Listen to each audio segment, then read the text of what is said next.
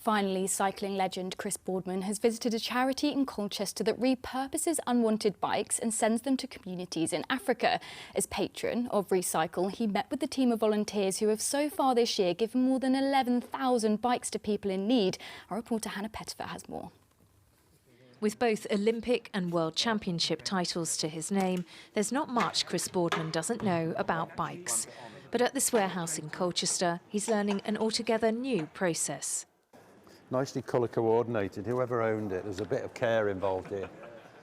Since 1997, the charity Recycle has repurposed unwanted bikes and sent them to rural communities in Africa. To date, they've recycled more than 145,000. The reason bikes have been involved in my life since childhood all the way through, and for lots of different reasons, is that they're so versatile. They've been around for over 100 years for a reason. You know, in COVID, we all turned to bikes for exercise, for mental well-being, for transport, for decarbonisation, for low-cost travel. It answers so many of our problems. And to see, in times when we do need to decarbonise, that these things are being repurposed and used again and again and again, it's exactly the kind of thing we need to see. The charity has drop-off points across the country, which then deliver the bikes to Essex. The warehouse holds 4,000 in total, and those they can't reuse are broken down for their parts. Last year, they shipped 21 containers full of bikes to Africa, working with communities in South Africa, Zambia, Ghana and Sierra Leone.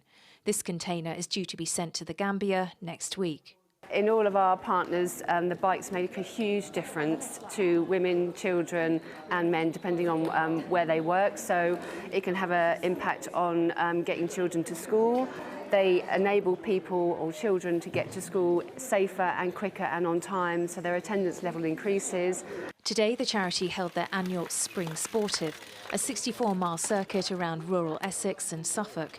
For those taking part, it was a chance to meet a cycling legend, but also a reminder of how a bike no longer needed can be a lifeline to someone else who does. Hannah Pettifer, ITV News, Colchester.